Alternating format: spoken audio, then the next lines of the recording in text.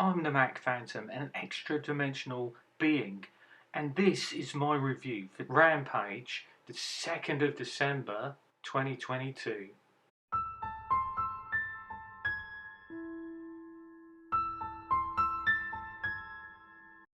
So we start off with Cole Carter outside the ring looking all buff and stuff, while in ring Darby Allin is dealing with Nick Comoroto, which he swiftly dispatches, and the match begins. There's some toing and froing, some flippy stuff, not too much mat wrestling. It does go outside the ring. Cole Carter does a Falls 50 splash, but he misses. And then Darby Allin capitalises on this, goes to the top rope and does a coffin splash.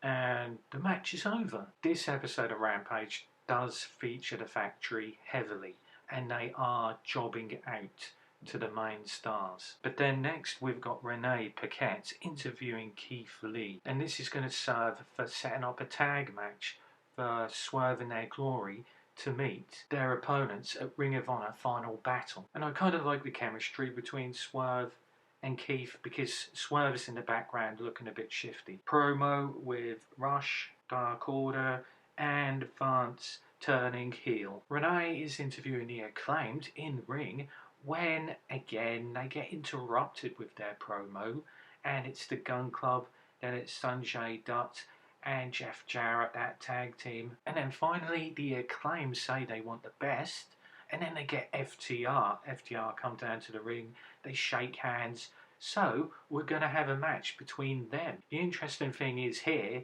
both of these teams are over, so who will win it? Does FTR win it and then end the Scissor Me Daddy chants, or is it the other way? Will the Acclaimed win and end the run that FTR are on, like in New Japan and stuff like that? Then I was excited because my favourite wrestler, Hikaru Shida, is going to take on the Bunny, and it's going to be a title match. Jeff Jarrett and Jay Lethal take on the Hardy Party, or, Private Party, as everyone else knows. And sadly, this is another jobber match. I never really thought Private Party were going to win, which is a shame because I like them. And there was some decent wrestling from them, from Private Party. And Matt Hardy, I like the storyline that's going around with Ethan Page. Renee is interviewing Saraya, and Saraya talks about going back into the ring after 5 years, and she's just saying she's coming for the world title. But I'd like to see her wrestle Jade.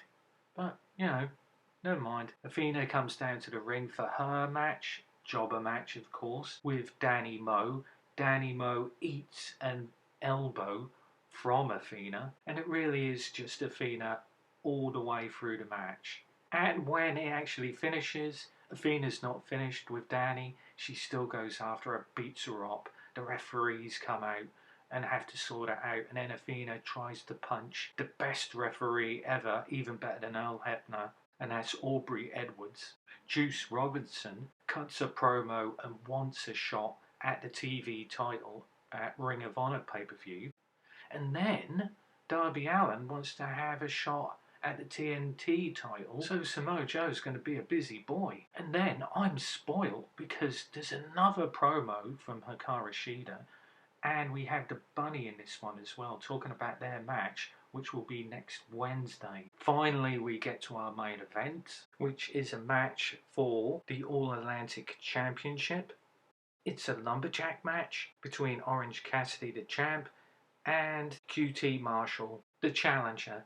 Again, I never thought that QT was going to win it. Danhausen was hilarious in kind of like his long coat, checkered, and then he had like the little hat on, dressed up as a lumberjack, so did the best friends.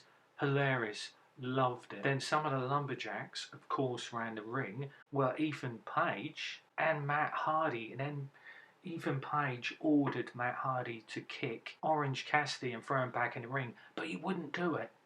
So Ethan Page ordered Matt Hardy back to the locker room. So we kind of have a typical Orange Cassidy match. That's not a criticism because Orange Cassidy is amazing, and eventually, he picks up the win, and then all heck breaks loose with the lumberjacks. Then it goes dark, and when the lights come back on, we see the House of Black. But there seems to be like maybe a little sub-story in that, because Ortiz was spared a whooping. I'd like to see the House of Black actually be trios champs. And I think my final thought is Julia Hart. The character she's playing suits her. She's really good at it.